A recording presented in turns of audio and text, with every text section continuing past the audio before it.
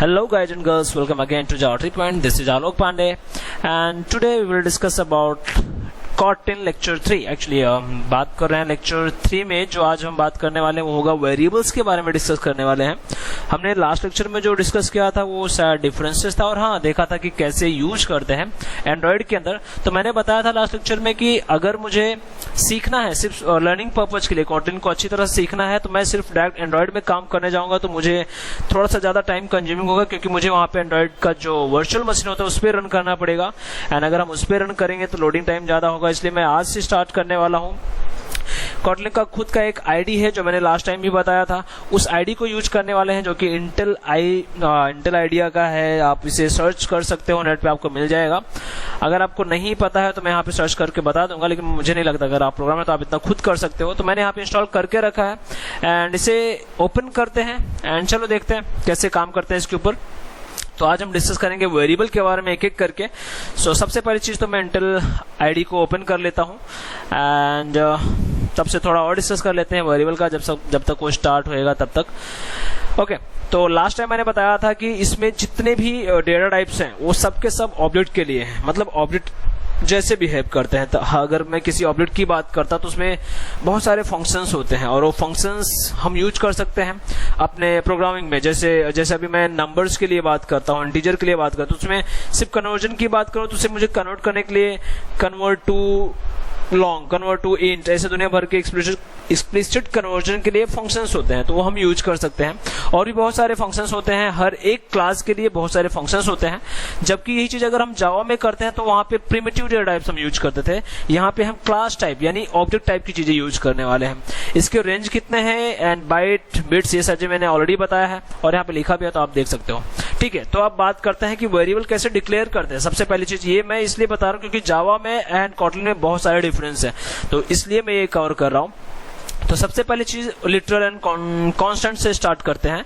Literals क्या होते हैं एंड कांस्टेंट क्या होते हैं.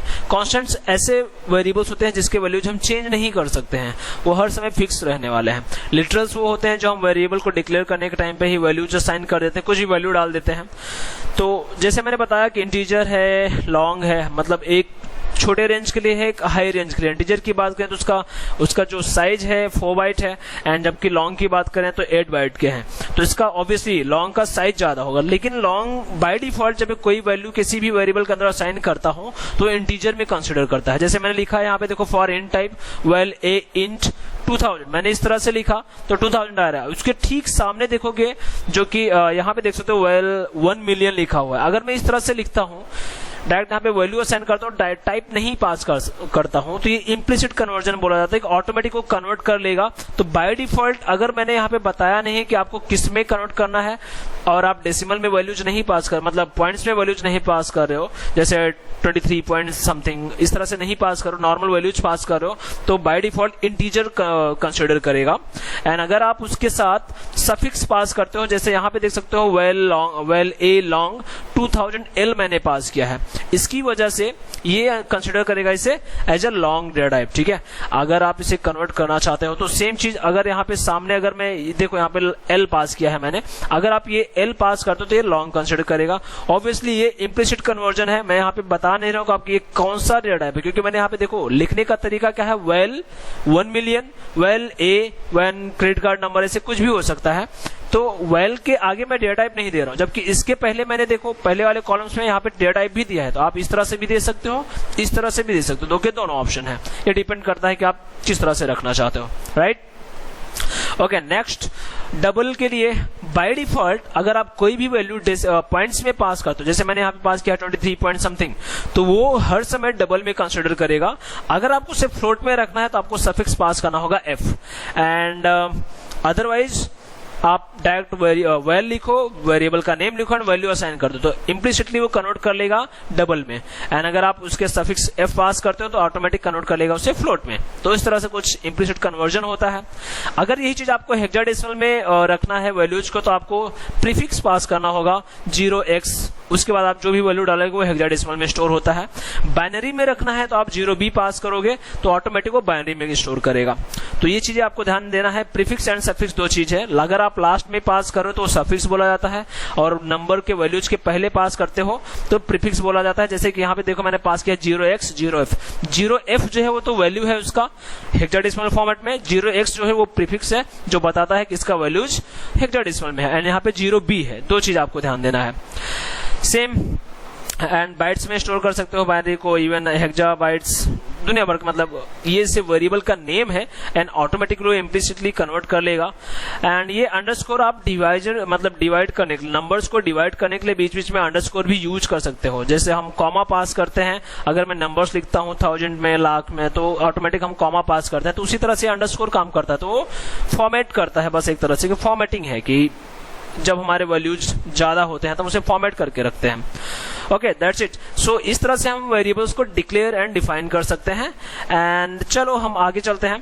आप देखते हैं कि ये तो कॉमन डिफरेंस था, इसके अलावा भी कुछ डिफरेंस है। जैसे डिफरेंस बिटवीन जावा वेरिएबल्स मैंने यहाँ पे पास किया है। तो फर्स्ट है in Kotlin everything is an object, जबकि ये मैंने पहले ही बताया कि कॉटलिन के अंदर हर एक डेटा टाइप एक ऑब्जेक्ट जैसा बिहेव करने वाला है, जबकि ये जावा के अंदर एक प्रिमिटिव डेटा टाइप हो सकता था या फिर ऑब्जेक्ट हो सकता था, दोनों ऑप्शंस थे, क्योंकि वहां पे रैपर क्लासेस होते थे। यहाँ पे क्या है, डायरेक्टली हम लोगों को ऑब्जेक्ट एज अ मतलब क्लास का नेम लेके यूज करना है। ठीक है, तो ये जो मैंने लिखा है देखो वेल ए इंट, यहाँ पे देख सकते हो मैंने ये इंट का आई हर समय स्मॉल में होता है अगर आप प्रिमिटिव डेटा टाइप यूज करते हो। तो अगर आप कोई क्लास रहेगा तभी आई कैपिटल में होता है। तो ऑब्वियसली मैंने यहाँ पे आई कैपिटल पास किया है, तो ये हमारा कोई ना कोई क्लास ही होगा।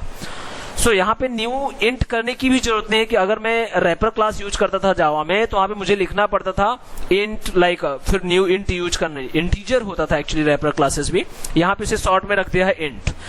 सो हर एक प्रिमिटिव डेटा टाइप का जावा में रैपर क्लास होता था जो क्लास होते थे, बट उसे मुझे इंस्टेंस जनरेट करना पड़ता था यूजिंग न्यू कीवर्ड। यहाँ पे वो भी नहीं करना पड़ेगा, आप सिर्फ डायरेक्ट वेरिएबल का डेटा टाइप का नाम लिखो एंड वैल्यू असाइन करो। तो ये बेनिफिट्स है ऑब्जेक्ट होने का, ये बेनिफिट है फर्स्ट। सेकंड है हमारा the variable can be mutable and immutable, मतलब जो भी वैल्यूज हैं आप कोई भी टाइप का वेरिएबल हो सकता है, उसके वैल्यूज को आप चेंज भी कर सकते हो, नहीं भी चेंज कर सकते हो, ये आपके ऊपर डिपेंड करता है। जैसे हमारा स्ट्रिंग म्यूटेबल एंड इम्यूटेबल होता था जावा के अंदर, सेम चीज यहाँ पे है। अगर आपको कोई ऐसी चीजें बनाना है जो कि कांस्टेंट हो तो मुझे जावा के अंदर क्या करना पड़ता था, फाइनल कीवर्ड यूज करना पड़ता था।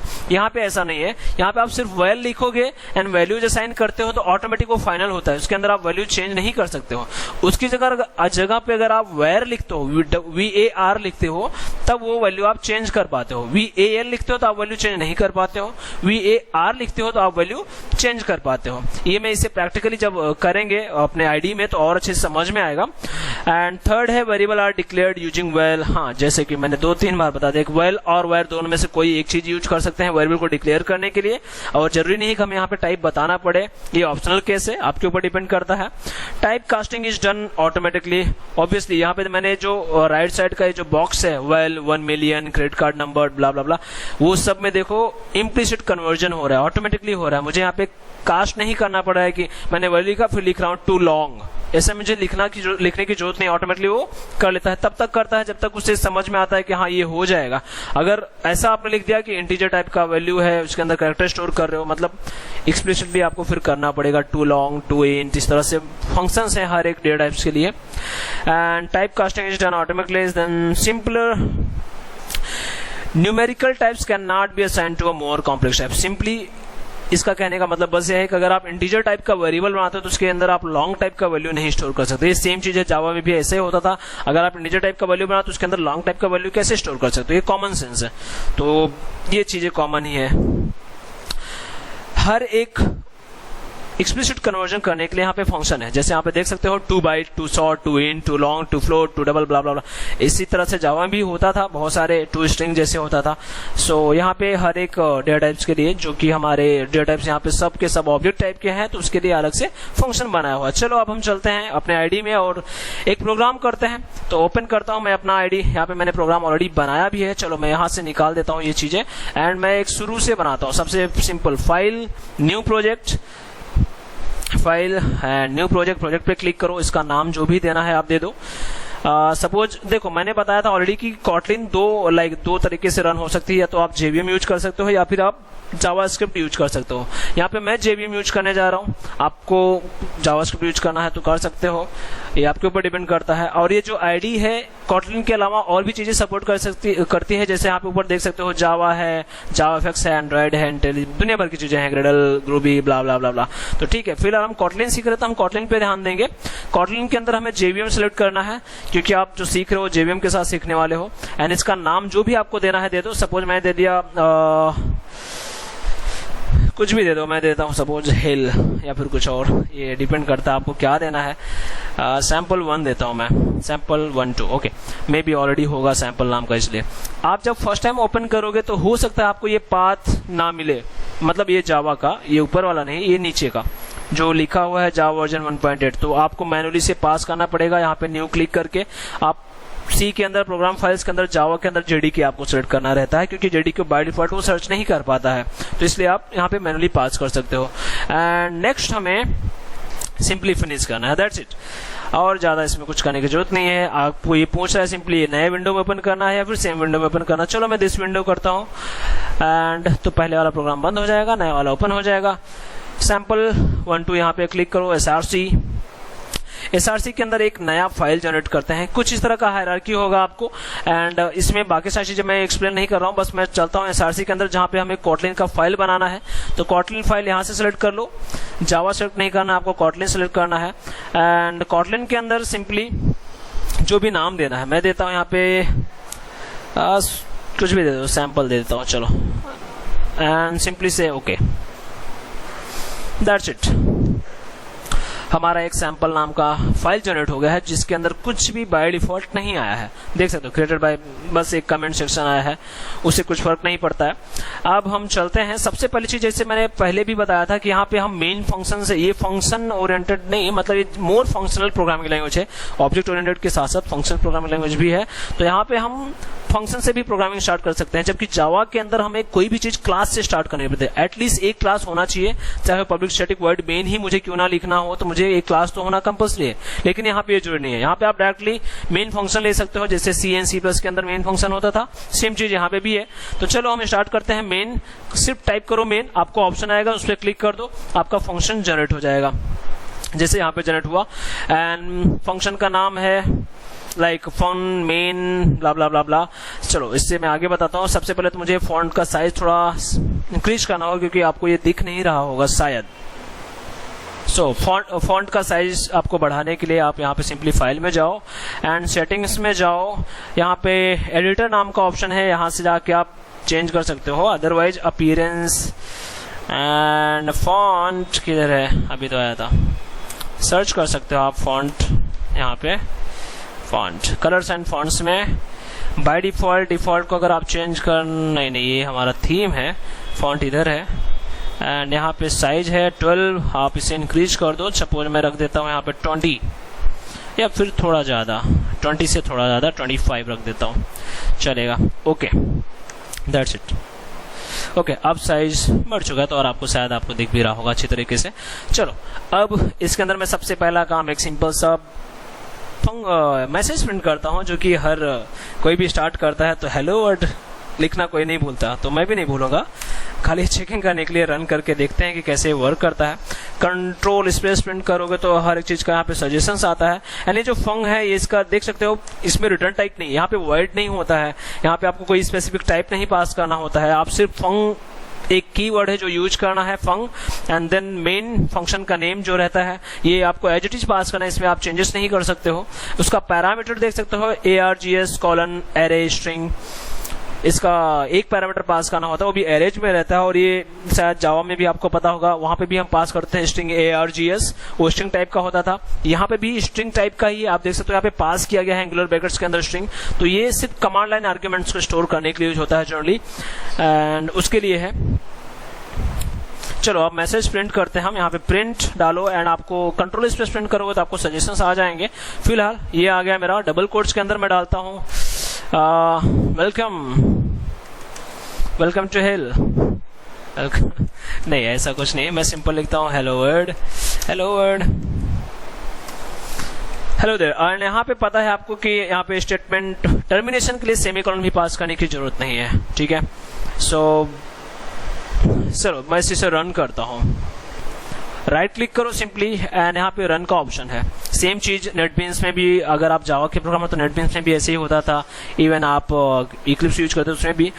अगर मैं कंपेयर करूं आईडी की बात करूं नेटबीन्स, जावा के नेटबीन्स से और इसके आईडी, तो ये थोड़ा सा स्लोअर है। नेटबीन्स में इतना टाइम नहीं लेता है जितना इसमें लेता है।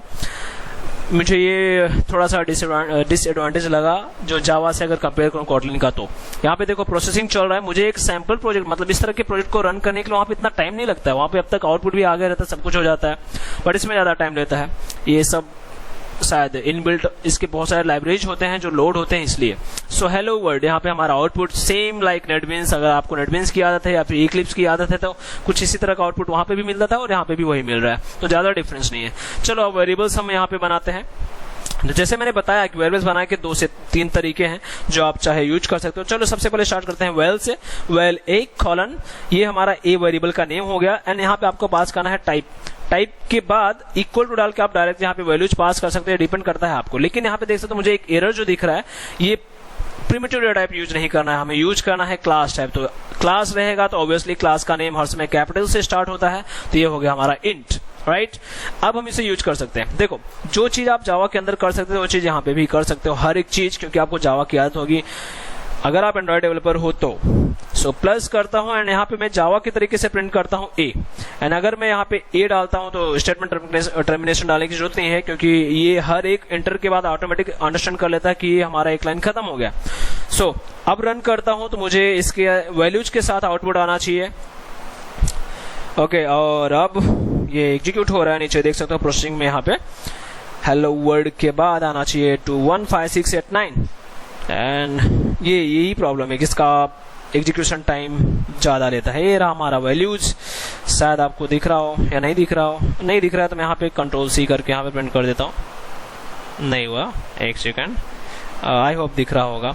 कंट्रोल सी कंट्रोल वी, ये हमारा आउटपुट है फिलहाल, ठीक है। एंड इसे क्लोज करते हैं, ठीक है। ये तो था हमारा कि मैं वैल्यूज यहाँ पे असाइन कर दिया, इंटीजर टाइप का वेरिएबल बनाया, एक ये तरीका था। अब इसमें ही देखते हैं कि मैं फिर से वैल्यूज को असाइन करने जा रहा हूँ। A equal to something something something, मैंने वैल्यूज डाल दिया, लेकिन आप यहाँ पे देखोगे val can not be assigned. अगर आप इस तरह से वेरिएबल बनाते हो तो आप, यानी वेल प्रीफिक्स वेरिएबल का डेटा टाइप जो है यहाँ पे आप पास करो वेल, डेटा टाइप नहीं सॉरी, आपको पास करना है जो ये वेल पास कर रहे हो यहाँ पे। अगर आप वेल ले रहे हो तो आप उसके वैल्यूज को चेंज नहीं कर सकते, ठीक है। तो आपको इसकी जगह यूज करना होगा वेर, VAR। अब वैल्यू चेंज कर सकते हो। अगर अब मैं प्रिंट करता हूं तो मुझे इस बार आउटपुट में आना चाहिए क्या, समथिंग 7895613 हेलो वर्ल्ड के साथ, एंड वो आएगा अब, जो कि प्रोसेस हो रहा है। प्रोसेस होने के बाद ओके डन, ये रहा हमारा आउटपुट हेलो वर्ल्ड के साथ 78 shift and control C control V, that's it, ये रहा, ठीक है। सो इस तरह का कुछ आउटपुट आया मुझे। सो ये चीज आपको ध्यान रखना है कि मेन डिफरेंस जो ये है कि वेर एंड वेल में आप इसके वैल्यूज को रीअसाइन नहीं कर सकते हो अगर आप वेल ले रहे हो यहाँ पे, एंड अगर आप वेर ले रहे हो तो असाइन कर सकते हो। चलो अब ये छोड़ देते हैं। अब मैं वैल्यूज एक दूसरे तरीके से असाइन करता हूँ, कुछ इस तरह से। यहाँ से ये मैं डेटा टाइप निकाल देता हूँ, कॉलन निकाल देता हूँ। देखो मैं इस तरह से भी वैल्यूज लिख सकता हूँ, मैं ये निकाल देता हूँ। चलो अब इसे रन करता हूँ, सेव करके रन, एंड मुझे फिर से वैल्यूज आना चाहिए हेलो वर्ल्ड 215689। तो आप इस तरह से भी लिख सकते हो। और ये शॉर्ट हैंड प्रॉपर्टी बोल सकते हो कि शॉर्ट, ये इसमें ऑटोमेटिकली इम्प्लिसिट कन्वर्जन हो रहा है। अगर आप इसका टाइप चेक करोगे तो आपको मिलेगा क्या, इंटीजर टाइप मिलेगा, ठीक है। ओके, अगर मुझे चेक करना है, सपोज अगर मुझे ये चेक करना है कि किस टाइप का वेरिएबल है, कौन सा वैल्यू स्टोर्ड है, तो मैं इसमें इफ कंडीशन डाल के चेक कर सकता हूँ। और वो कैसे करना है, आप मैंने पहले ही बताया कि इसमें कंपाइलेशन और जो चेक्ड एक्सेप्शन होते हैं, मतलब आप इंटीजर टाइप है और उसे लॉन्ग से चेक करने जा रहे हो तो आपको एरर आ जाता है यहाँ पे। तो चलो वही चीज मैं दिखाने जा रहा हूँ यहाँ पे। इफ अगर मैं डालता हूँ यहाँ पे इफ ए इज, यहाँ पे यूज करना है is. If A is int, int primitive नहीं है तो कैपिटल में होना चाहिए। मुझे भी आदत है प्रिमिटिव की, तो ठीक है, थोड़े थोड़े मिस्टेक्स मैं भी कर देता हूँ समटाइम्स। चलो मैं यहाँ पे अब लिखता हूँ प्रिंटफ, प्रिंटफ नहीं, that is print, okay print. And यहाँ पे मैं अगर प्रिंट करता हूँ हे दिस इज इंट, अगर मैं सिंपल रखता हूँ यहाँ पे hey this is int, that's cool. अगर इंटीजर टाइप का है तो इंट मुझे प्रिंट मतलब ये मैसेज आएगा हे दिस इज इंट। चलो देखते हैं कैसे। उसके बाद मुझे हेलो वर्ड एंड वो रन होना चाहिए।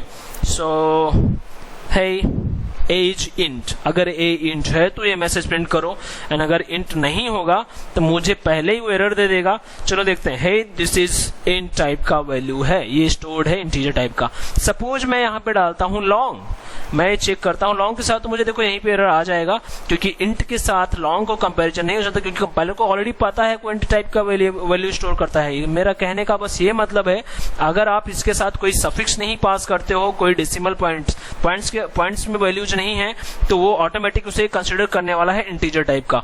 इम्प्लिसिट कन्वर्जन का ये बेनिफिट है, ठीक है। आपको मैन्युअली पास करने की जरूरत बिल्कुल नहीं पड़ेगी। चलो ठीक है, अब मैं यहाँ पे अगर सपोज पास कर देता हूँ एल, कैपिटल एल, देखो अब एरर भी चला गया, एंड मैं यहाँ पे लिख सकता हूँ अब हे दिस इज एल लॉन्ग, क्योंकि यहाँ पे मुझे ऑलरेडी पता चल रहा है। बस मैसेज यूजर को दिखाने के लिए हम ये कर सकते हैं, लेकिन यहाँ पे एज अ प्रोग्रामर आपको यहीं पे पता चल जाएगा कि लॉन्ग है कि इंट है, ठीक है। चलो सेव करते हैं, रन करते हैं एक बार फिर से, एंड इस बार देखते हैं hey this is long. Obviously message वही आने वाला है, क्योंकि दोनों सेम है। तो वैल्यूज आपको इस तरह से पास करना होगा, अगर आप लॉन्ग में रखना चाहते हो तो, एंड अगर आप इंटीजर में रखना चाहते हो तो एल निकाल दो। चलो अब फ्लोट की बात करते हैं। हम यहाँ पे मैं पास कर देता हूँ पॉइंट, ठीक है, एंड यहाँ पे एल डालो तो ऑब्वियसली एरर आने वाला है। फ्लोट पे वैल्यू रखना है तो आपको पास करना पड़ेगा सफिक्स एफ, एंड यहाँ पे आपको डालना होगा फ्लोट ये, एंड अब यहाँ पे आप डाल सकते हो float, FLOAT float, that's good. चलो फिर से रन करते हैं और देखते हैं इस बार। ओके, प्रोसेस चालू है। नेटबीन्स आईडी नहीं है, इस बात का दुख है मुझे। 2.9 hey this is float and hello world 2.9।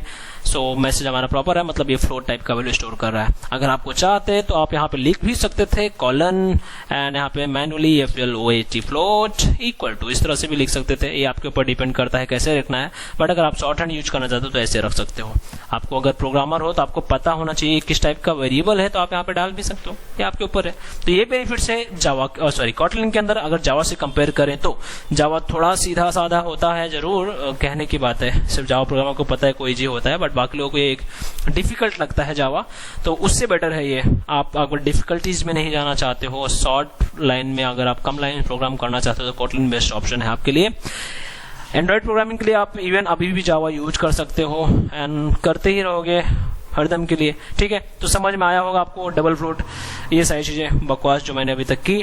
तो चलो मिलते हैं नेक्स्ट वीडियो में। That's it for this video. अगर आपको ये वीडियो पसंद आया हो तो प्लीज लाइक करो, सब्सक्राइब करो, लोगों को शेयर करो, इतना तो कर सकते हो। That's it.